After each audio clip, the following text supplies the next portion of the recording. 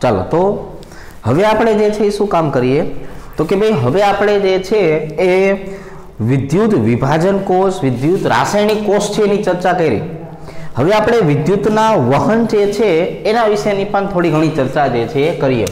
એટલે આપણે સમજાવવું છે આજે વિદ્યુતનું વહન સમજવું છે. તો આજે વિદ્યુતનું વહન આપણે જે સમજવું છે તો વિદ્યુતનું વહન બે રીતે થવાનું છે. જો આપણે અહીંયા જોવા જઈએ ને તો આવી રીતે જો કે ભાઈ વિદ્યુતનું વહન જે છે એ આપણે બે પ્રકારે દર્શાવી શકાય. એમાં એક પ્રકાર જે છે એને આપણે નામ આપવું છે ધાતુમાં વિદ્યુતનું વહન અને બીજું આપવું છે દ્રાવણમાં વિદ્યુતનું વહન.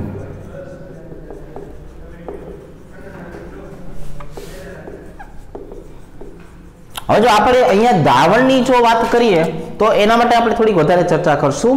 આપણે ધાતુની અંદર આપણે એવું કીધેલું છે કે ધાતુની અંદર તો જે ઇલેક્ટ્રોન જે છે એ ઇલેક્ટ્રોન દ્વારા વિદ્યુત જે છે એ વિદ્યુતનું વહન થાય છે. આપણે ધાતુઓમાંથી વાહક તાર બનાવતા હોય છીએ તો આ વાહક તાર જે છે એના દ્વારા આપણે વિદ્યુતનું વહન જે છે એ સરળતાથી જે છે એ કરાવી શકાય. પણ હવે આપણે આ જ વસ્તુ દ્રાવણ માટે કરવાની થાય. જો દ્રાવણની અંદર વિદ્યુતનું વહન આપણે શીખવું હોય, સમજવું હોય તો એ થાય છે આયનો દ્વારા.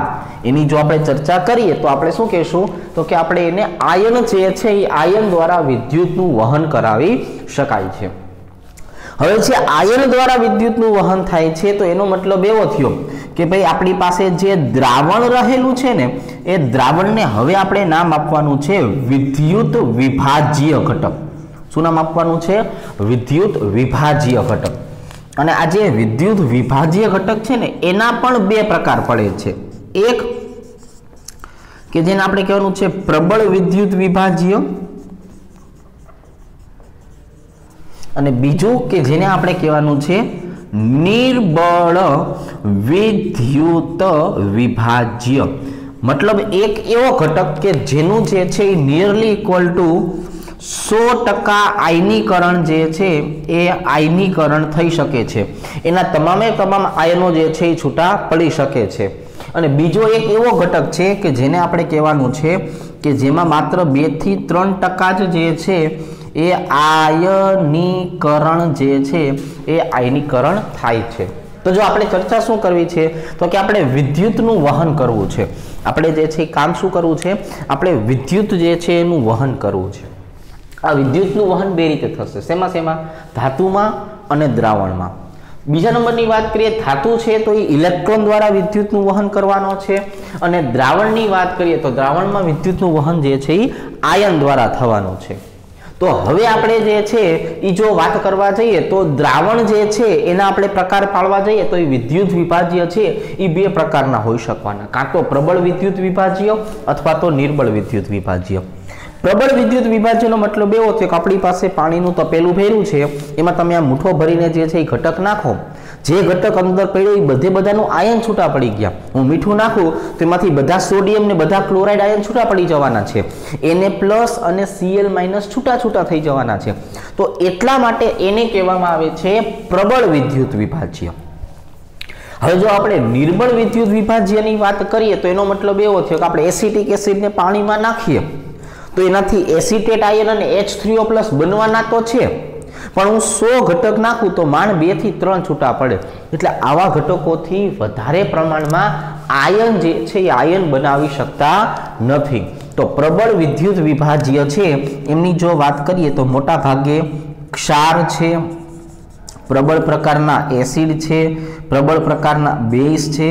આ તમામે તમામ ઘટક જે છે એને પ્રબળ વિદ્યુત વિભાજ્યમાં આપણે લઈ શકાય છે. ફોર એક્ઝામ્પલ જો HCl ની વાત કરીએ, NaOH ની વાત કરીએ, NaCl ની વાત કરીએ તો આ એવા પ્રકારના ઘટકો છે કે આમનું વિદ્યુત વિભાજન જે છે એ પુષ્કળ પ્રમાણમાં થઈ શકે છે, વધારે પ્રમાણમાં થઈ શકે છે.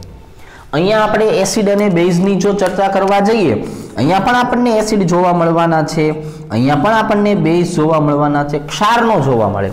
કારણ કે ક્ષાર હંમેશા વિદ્યુત વિભાજ્ય જે છે એ 100% દર્શાવે છે. ક્ષારનો જન્મ જ એટલા માટે થયો હોય છે કે એનું આયનીકરણ થઈ શકે. તો આપણે આવા એસિડ અને બેઝની જો વાત કરીએ તો ફોર એક્ઝામ્પલ આપણે વાત કરી ને કે ભાઈ CH3COOH છે, એમોનિયમ હાઇડ્રોક્સાઇડ છે, तो आवा एसिड अने आवा बेस छे ए एवा प्रकारना थया के जेनुं आयनीकरण जे छे मात्र 2 થી 3% ज थाय। आयनीकरण 2 થી 3% नो मतलब शुं थयो के आने हूँ पाणीमां नाखुं छुं तो आमांथी घटको छूटा पड़वाना छे, पण एनुं प्रमाण खूब ज ओछुं जोवा आपने मळशे। तो आज विद्युत विभाज्य जे छे ए प्रबल छे के निर्बल छे एने आधारे पण विद्युतना वहन जे छे एमां फेरफार जे छे ए फेरफार जोवा मळी शके छे। तो हवे आज आयनोनी संख्या वधे छे के नहीं, ई आयनोनी संख्या ने आधारे जे छे ए आपणे घटको जे छे ए घटको माटेनी वाहकता शीखवानी छे, एनी मोलर वाहकता शीखवानी छे अने एने आधारे एनो सीमित मोलर वाहकता ने आधारे आपणे कोहलरोसनो नियम जे छे ए पण शीखवानो थशे। तो आजे छे आपणे मात्र माहिती आपी के दरेक घटक जे छे तमे आवी रीतना दर्शावी शको छो। हवे वाहकता, विशिष्ट वाहकता अने मोलर वाहकता जे शब्दों जे छे एनी जो आपणे वात करीए तो एने आपणे टूंकमां दर्शावशुं, बराबर छे के भाई मोलर वाहकता जे छे एनी जो आपणे चर्चा करीए तो एनो मतलब शुं थशे अने सीमित मोलर वाहकता पछी ए बंनेनो उपयोग करशुं अने आपणे दर्शावशुं कोहलरोसनो नियम, बराबर छे। तो जो आजे वस्तु जे छे ए आपणे मात्र माहिती माटे समजण आपी कि आपणे विद्युतनुं वहन द्रावणमां करवुं होय तो આવી રીતના થઈ શકે। હવે આપણે જે છે એ શું કરીએ તો કે હવે આપણે માત્ર વાહકતા અને મોલર વાહકતાનો પહેલા તફાવત જોઈ લઈએ કે ભાઈ મોલર વાહકતા જે છે એની જો આપણે ચર્ચા કરવાની થાય તો કઈ રીતે કહેશું અને વાહકતા જે છે એની ચર્ચા કરવાની થાય તો એને શું કહેશું, એક ને એક શબ્દ આપણે વારંવાર જે છે એ બોલતા રહેશું, બરાબર। ચાલો तो अत्यारे आपणे दर्शावવું छे वाहकता, जेने आपणे जी वडे दर्शावशुं। बीजुं शीखलुं छे आपणे मोलर वाहकता, जेने लेमडा एम वडे दर्शावવું छे, बराबर छे। अने त्रीजुं आपणे शीखવું छे सीमित मोलर वाहकता, तो एने केवुं छे लेमडा 0 एम। आ बधानी टूंकी माहिती मेळववानी छे। हवे एमां पहला नंबरनी वात करीए तो वाहकता जे छे ने जी वडे दर्शावाय। तो वाहकता जी नो मतलब जे छे शुं थवानो छे के भाई ज्यारे द्रावण जे छे ए द्रावणमां आयनीकरण थाय अने आयनो द्वारा विद्युतनुं वहन थाय तेने ते द्रावणनी वाहकता कहे छे। मतलब के तमे जे छे ए प्रबल द्रावण तमे लीधेलुं छे प्रबल विद्युत विभाज्य, तो एमां आयनो वधारे छूटा पड़शे। जेटला आयन वधारे छूटा पड़शे ने एटલું विद्युतनुं वहन केवुं थशे वधारे। तो एनो मतलब आवो थयो के भाई जी चले छे सांद्रता, मतलब सांद्रता वधशे आयनोनी संख्या केवी थशे वधशे। चले छे आयननी संख्या, जेटली आयननी संख्या वधती जशे के नहीं एना परिणामे जे छे शुं थवानुं छे तो कि जेटली आयननी संख्या वधशे ने एना परिणामे जे छे ए आपणने जोवा मळशे कि एना द्वारा विद्युतनुं वहन वधारे ने वधारे थाय छे। तो पहलो शब्द जे शीखा आपणे वाहकता जी शीखा, आपणे शुं शीखा वाहकता जी। तो वाहकता जी जे छे नो मतलब एवो थयो कि आयननी संख्या वधे तो ए द्रावण द्वारा विद्युतनुं वहन जे छे वधारे थवानुं छे। तो हवे आपणे जे छे ए मोलर वाहकता जे छे एनी वात करशुं, बराबर छे। हवे जे मोलर वाहकता जे छे के नहीं ए मोलर वाहकताने आपणे शेना वडे दर्शावशुं लेमडा एम वडे दर्शावशुं। लेमडा एम जेनुं सूत्र आवुं हशे के भाई के गुणिया 1000 ने छेदमां आवी जशे कॉन्सन्ट्रेशन सी। हवे ज्यां के जे छे ने एने बोलवामां आवे छे विशिष्ट वाहकता, एने जे छे शुं पाछुं बोलवामां आवे छे विशिष्ट वाहकता बोलवामां आवे छे। એટલે के बराबर आवुं कहेवाय जी गुणिया एल अपॉन ए, एने पाछुं शुं कहेवाय जी गुणिया एल अपॉन ए। એટલે અહીંયા जी जे छे ई कोण छे तो कि ए वाहकता छे અને एल अपॉन एम छे એને કહેવામાં આવે છે कोष अचलांक, એને આપણે શું કહેવાય कोष अचलांक, बराबर છે। तो હવે આ જે વિશિષ્ટ વાહકતા જે છે એ હકીકતમાં G ઉપરથી જ મળવાની છે। અને એ પણ જોવા જઈએ તો અહીંયા સી જે સાંદ્રતા છે ને એ સાંદ્રતાના કેવા છે વ્યસ્ત પ્રમાણમાં છે એટલે આપણે આ બેનો તફાવત શીખવાનો છે કે ભાઈ લેમડા એમ જે છે ચલે છે 1/છેદમાં સાંદ્રતા અહીંયા આપણે સંબંધ જોવા જઈએ તો આપણને અહીંયા આવો સંબંધ મળશે કે ભાઈ લેમડા એમ ચલે છે 1/છેદમાં સાંદ્રતા તો જો આ ખાલી તમારે શબ્દ જોવાના છે સમજવાના છે આ હું તમને ખાલી એક ઇન્ફોર્મેશન સ્વરૂપે જે છે એ દર્શાવું છું આમાં આપણે અત્યારે ડીપમાં કોઈ અભ્યાસ કરતા નથી માત્ર સમજણ મેળવી જ્યારે આપણને એવું અનુકૂળતા લાગશે ત્યારે આપણે એની સંપૂર્ણ માહિતી આપશું અત્યારે માત્ર શું કરીએ છીએ શબ્દને જોઈએ છીએ કે ભાઈ વાહકતા જી એટલે શું આયનથી જે વિદ્યુતનું વહન થાય છે દ્રાવણમાં એને વાહકતા જી કહેવાય તો સાંદ્રતા વધે તો આયનની સંખ્યા વધે વાહકતા વધે હવે મોલર વાહકતાની વાત કરીએ તેનો મતલબ એવો થયો કે ભાઈ મોલર વાહકતા લેમડા એમ છે તો એનું સૂત્ર છે K × 1000/c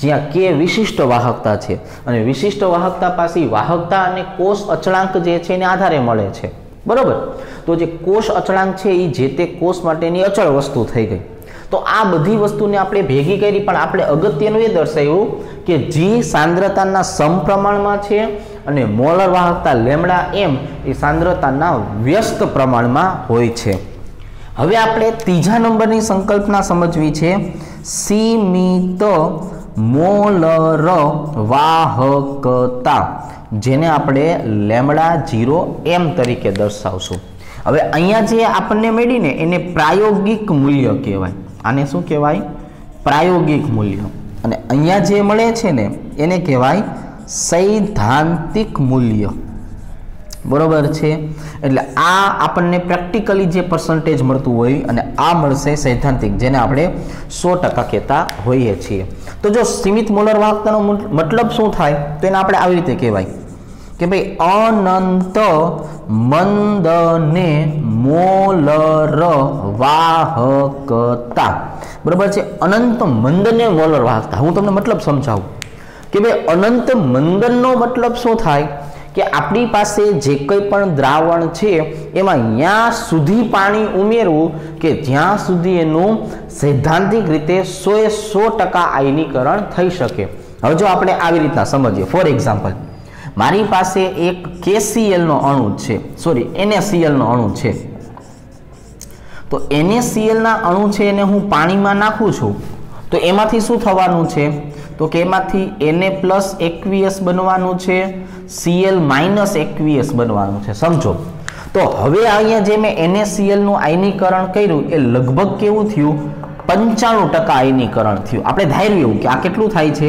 95% આયનીકરણ થયું તો જે 95% આયનીકરણ થયું ને એ પ્રાયોગિક મૂલ્ય થયું કેવું થયું પ્રાયોગિક મૂલ્ય અને હવે આ આયનીકરણ જે પ્રાયોગિક મૂલ્ય દ્વારા આપણને મોલર વાહકતા મળે છે એને આપણે લેમડા એમ વડે દર્શાવશું શેના વડે દર્શાવશું લેમડા એમ વડે મતલબ મારી પાસે 1 લિટરનું જે છે એ પાત્ર હતું એમાં મેં NaCl નો જથ્થો નાખ્યો તો એનું આયનીકરણ કેટલું થયું તો કે 95% થયું હવે આપણે એમાં જે છે એ શું કરશું તો કે વધારે જે છે એ પાણીનો ઉમેરો કરશું અને ત્યાં સુધી પાણીનો ઉમેરો કરશું કે જ્યાં સુધી આમાંથી Na+ aqueous અને Cl - aqueous જે છે એનું 100% આયનીકરણ ન થઈ જાય ને ત્યાં સુધી હવે જો 100% આયનીકરણ જે છે એ આયનીકરણ થઈ જાય તો આને આપણે સૈદ્ધાંતિક મૂલ્ય કહેવું પડે કેવું કહેવાય સૈદ્ધાંતિક મૂલ્ય અને સૈદ્ધાંતિક મૂલ્ય માટે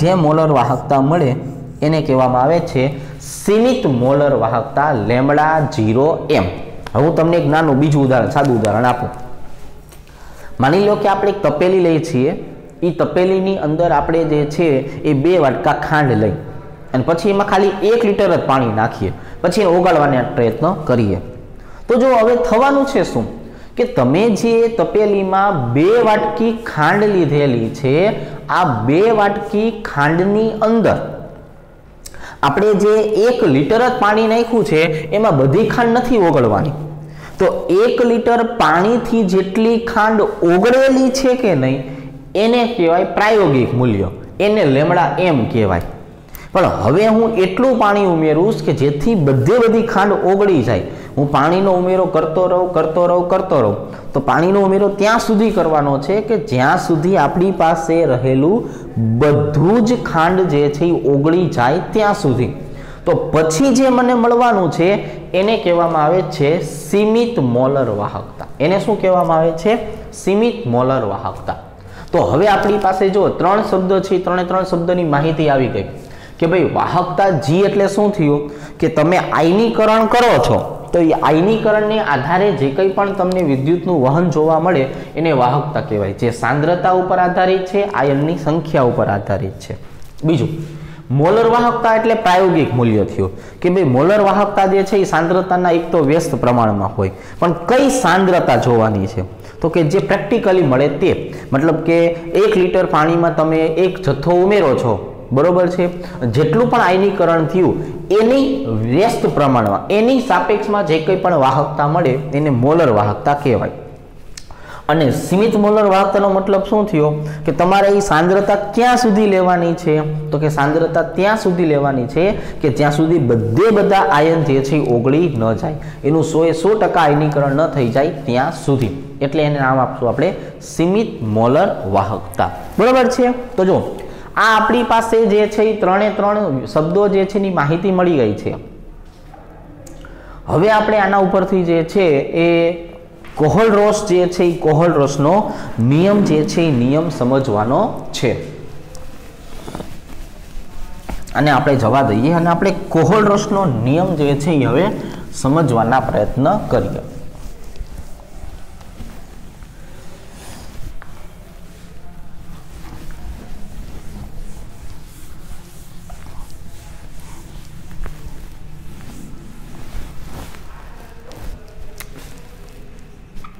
चलो पेज नंबर 3 ઉપર જતા રહીએ.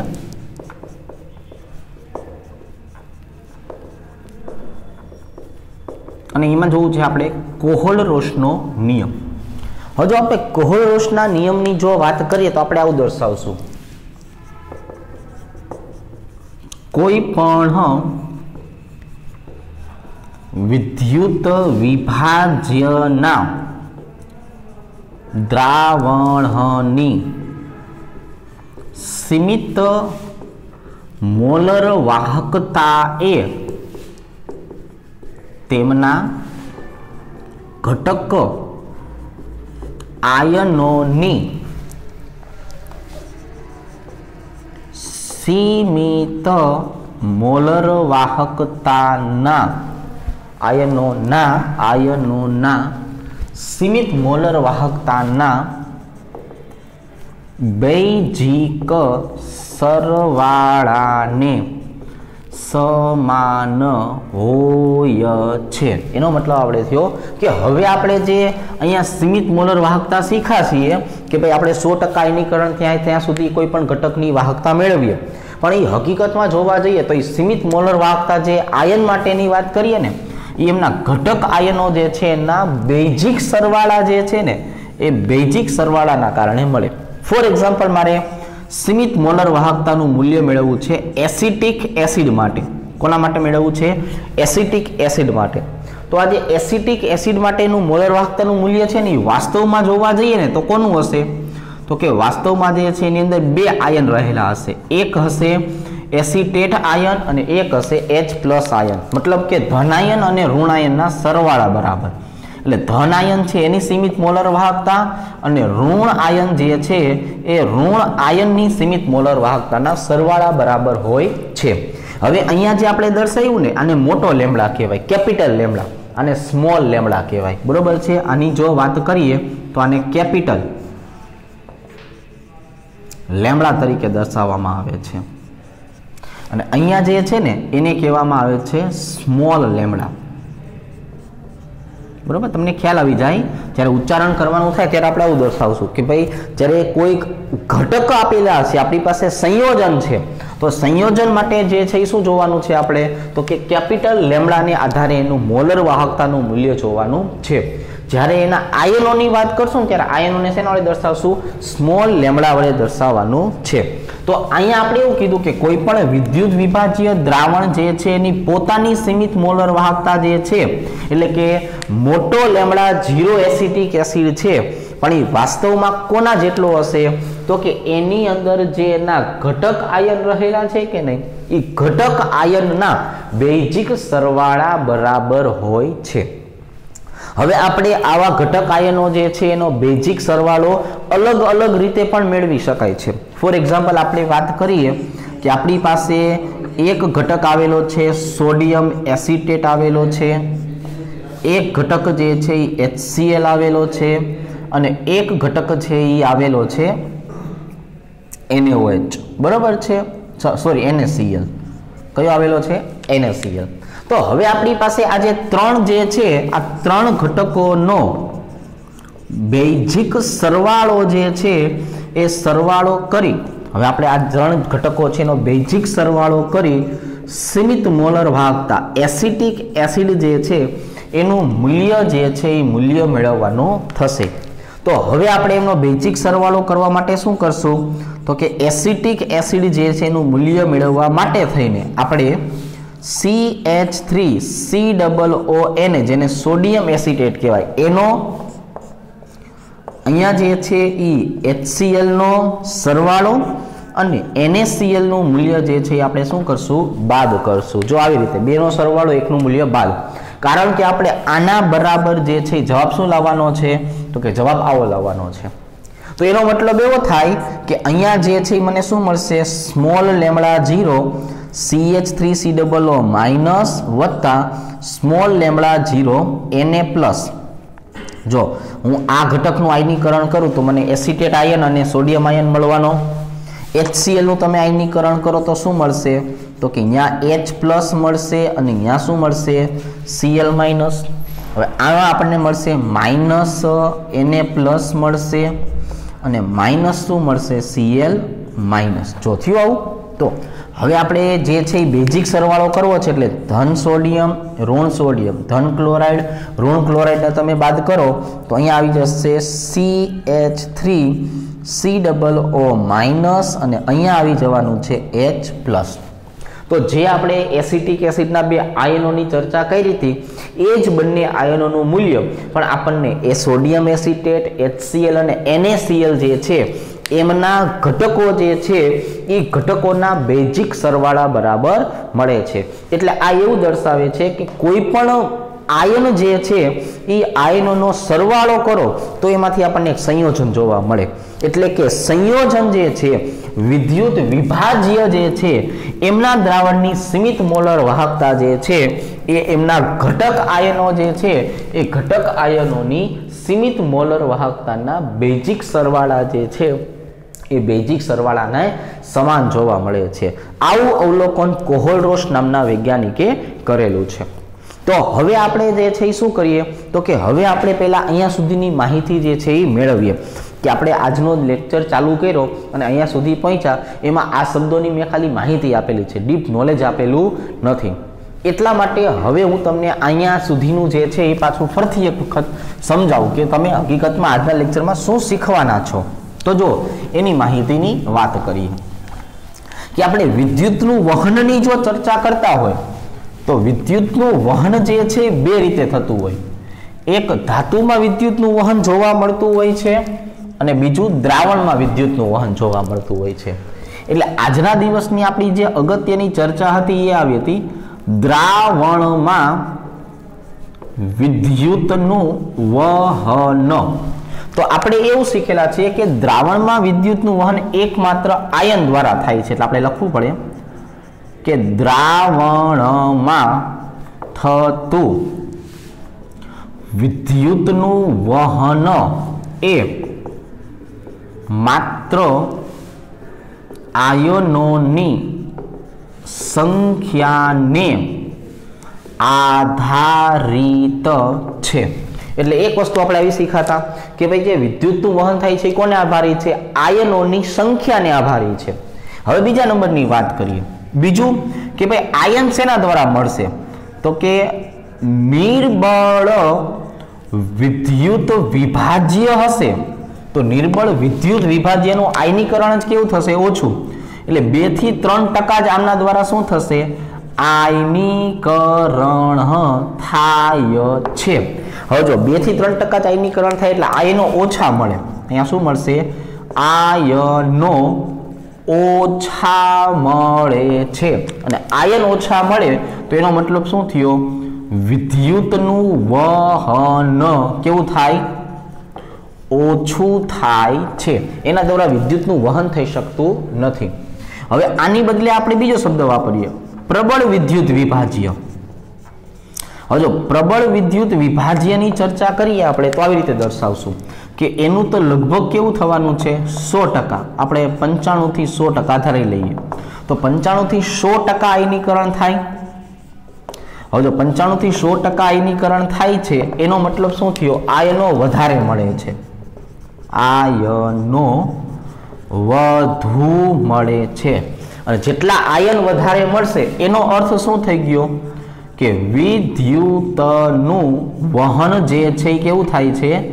વધુ થાય છે. એનો અર્થ શું થયો? વિદ્યુતનું વહન વધારે થાય છે. જો અહીંયા સુધીની માહિતી ખબર પડી ગઈ. આ આપણે એક નાનકડી વસ્તુ જે છે એ સમજાવી કહેવાય. હવે આપણે આમાં શબ્દ વધારાનો લાવ્યા હતા વાહકતા જી.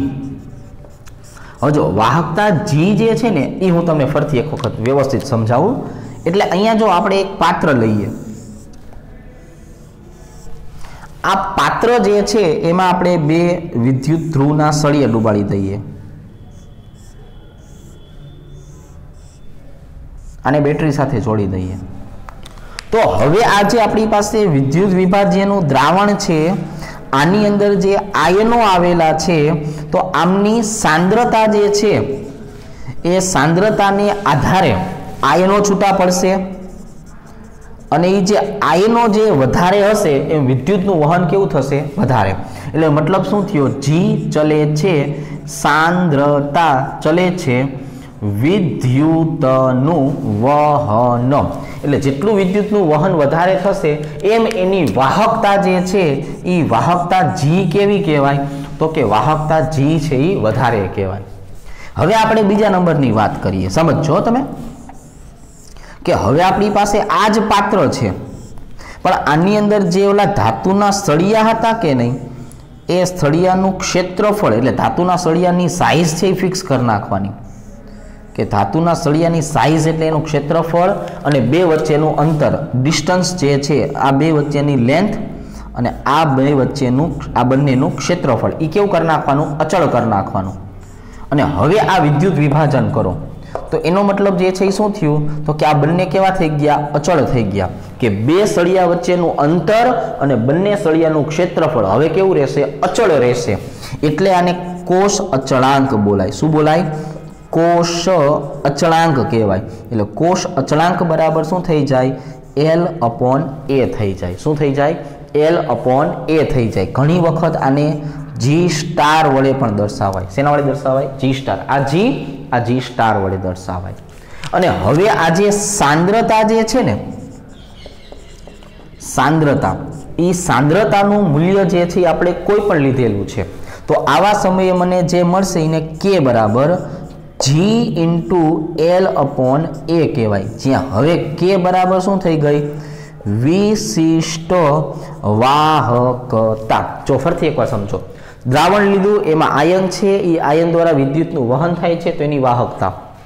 હવે એ જ સાંદ્રતા ધરાવતું દ્રાવણ છે એમાં તમે 2 વચ્ચેનું અંતર અને આનો ક્ષેત્રફળ અચળ કરી નાખ્યું એટલે કોષ અચળાંક સાથે એને ગુણી નાખો. હવે જે મળે એને શું કહેવાય? એની વિશિષ્ટ વાહકતા K કહેવાય કે આ એની વિશિષ્ટ વાહકતા થઈ. હવે હું ત્રીજા નંબરની વાત કરું. ત્રીજા નંબરે આપણે એવું દર્શાવશું કે ભાઈ હવે જે છે એ તમારે સળિયો પણ લઈ લેવાનો છે નિશ્ચિત ક્ષેત્રફળ વાળો. એ સળિયા જે છે એ બંને વચ્ચેનું અંતરે ફિક્સ કરી નાખવાનું છે. અને હવે જે સાંદ્રતાનું મૂલ્ય આપણને મળે છે એનું મૂલ્ય તમારે 1 મોલારિટી લઈ લેવાનું છે. કેટલું લઈ લેવું છે? 1 મોલારિટી. એટલે જો આ બંને વચ્ચેનું અંતર L કહી દેવું છે, આનો ક્ષેત્રફળ A પણ કહી દેવું છે અને આની સાંદ્રતા જે છે ને એ સાંદ્રતા કેટલી લેવી છે? 1 મોલારિટી લેવાની ફરજિયાત. કેટલી લેવાની? 1 મોલારિટી. એટલે હવે આપણને જો આવું કહેવાય કે પ્રતિ મોલારિટી સાંદ્રતાએ